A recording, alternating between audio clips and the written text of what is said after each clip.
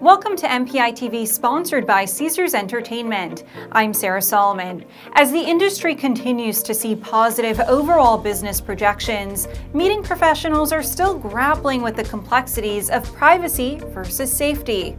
We're talking to industry professionals about some of the data seen in the latest Meetings Outlook. First up is Sven Dalgaard with the MPI Scandinavian chapter. Sven, thank you so much for joining us.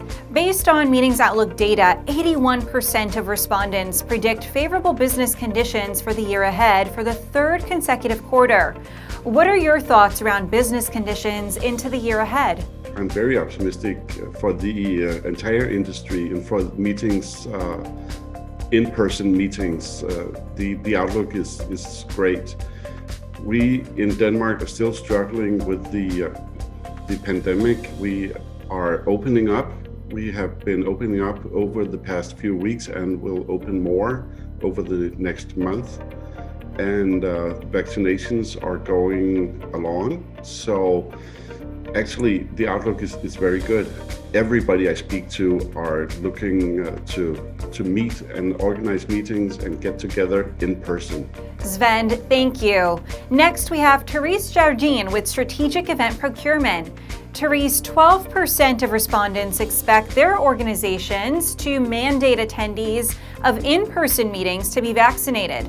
What do you think of the vaccine passports concept? The vaccine passport, I think, is going to be a tricky thing, particularly here in the United States. I've seen it kind of compared to, certain countries require a vaccine in order for you to travel there.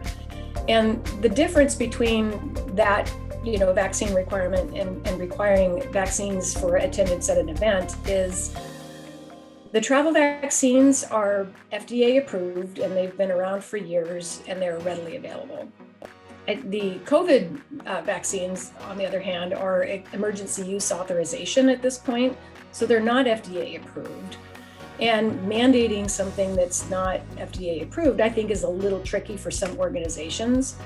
What I do think will happen is I think people are going to be ready to volunteer that information as they're registering for events. And I, for one, I'm getting my second shot tomorrow, so I'm fully supportive of the vaccine concept.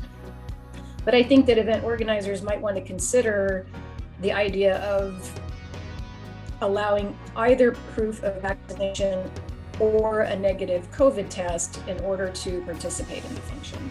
Lastly, Caesars Entertainment's Chief Sales Officer, Mike Massari, joins us to share his thoughts on the employment status in our industry. Mike, are you optimistic we will see less furloughs and layoffs in the next year? Just for my business in Las Vegas, we had over 1,000 people dedicated to making the customer experience for this customer great. Chefs, stewards, audiovisual professionals, banquet waiters, convention services managers, etc. And we got down to as few as 15. And so that gives you a sense, I think, for just how big the drop-off was.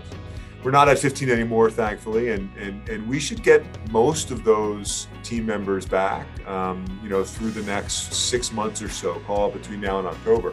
Now, what I think will be interesting is that some of those folks, have found other employment that they could be enjoying a great deal. And so I don't think everybody will want to come back. The thing we're counting on, which I think this is really true, is that this is an incredible business. I mean, our customers are great, our team members are great. We're all just trying to help people. Everybody just wants to row the boat in the same direction.